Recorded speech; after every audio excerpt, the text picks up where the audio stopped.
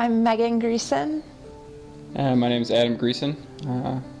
I grew up in southeast Minnesota, Rochester. I grew up in southern Vermont, and currently we live in Osceola, Wisconsin.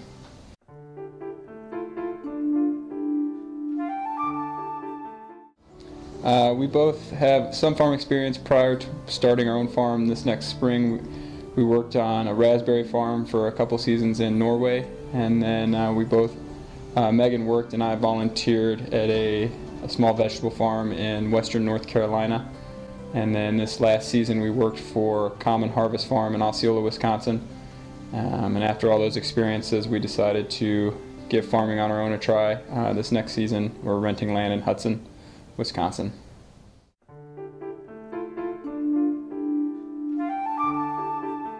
After working a season in North Carolina on a vegetable farm, we decided to start thinking about farming a little bit. I took a business course and put together a business plan for a farm, and through that found out about Farm Beginnings offered by the Land Stewardship Project.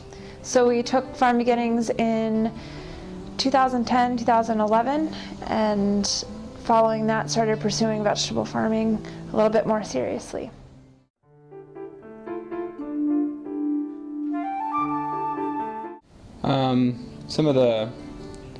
Through taking Farm Beginnings, there was a lot of opportunities presented to us for ways to connect with other farmers, ways to gain information from other farmers or people involved in agricultural or food production. So that opened up a lot of doors to give us more information on how to get started and how to make a go at farming. So through going to various workshops for farming, we did an internship for a full season where we worked and did everything on the farm from seeding in the greenhouse to harvesting and wrapping up the season. Also, there's lots of conferences that you can go to and ways that you can get involved with other farmers, whether it's volunteering on their farm for a day or helping out at a farmer's market, things like that. There's been a few programs we've done through some Wisconsin extension offices that have offered marketing and business planning classes as well.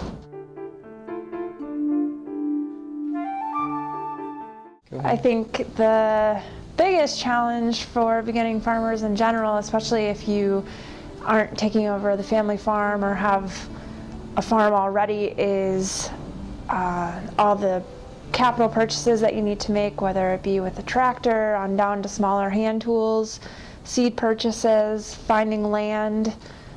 Those are all difficult things. We're in a position right now where we have land and we're starting to make more purchases like the greenhouse here.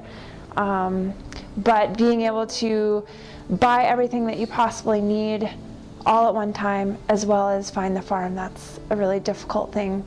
And I think a little bit overwhelming and intimidating for beginning farmers.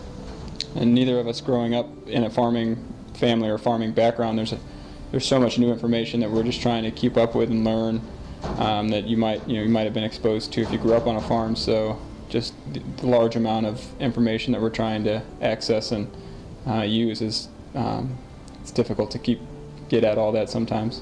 Mm-hmm. But the learning curve's pretty steep. You learn a lot in short periods of time by trial and error, all sorts of things.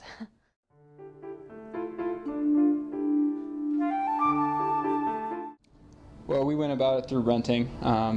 The idea of trying to purchase a farm right now just doesn't really seem feasible to us in the position where we are. So through other farmers that we knew, plus we used the Land Stewardship Project network. We sent out an email through them and got a lot of responses back from landowners that had property to rent. So that was really useful for us and made us finding land to rent a lot easier. Other people are working for farmers and possibly renting a small space or using a small plot on their land in exchange for some work. We know other small farmers that are getting together with other farmers that don't have land and sharing land that way, sharing resources. Not everyone can afford to purchase everything all at once, so we know some farmers that are sharing greenhouses, for example, or tractor work. So it's not just land that's hard to access, it's also all the things that go with farming.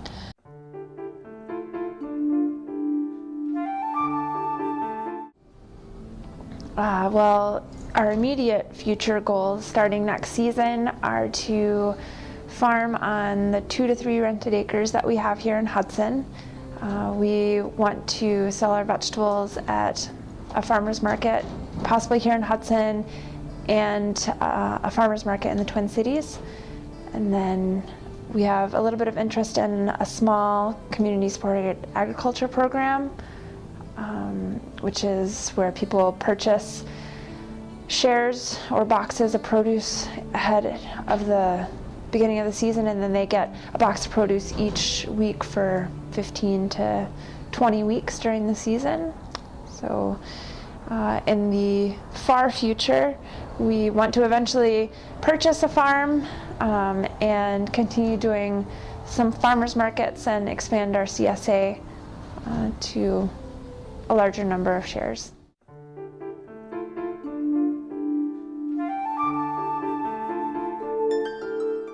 I think a greater diversity in the types of farm in the community where we live, not just all row crops or large dairies, but smaller vegetable farms, smaller dairies, farms that have cows, pigs for meat. I suppose having a greater diversity of farming in the community on smaller plots of land, not thousands of acres or even hundreds of acres, but you know, going back to your 40 or 80 or 100 acre farm. And I guess I'd like to see, along with that, would, put more farmers on the land and kind of bring back some vitality to rural communities. We like living in a rural community, and we'd like to see maybe an increase in a younger population to kind of keep that community viable and keep it growing. But as more and more people move away, it's getting tougher to do that. Mm-hmm.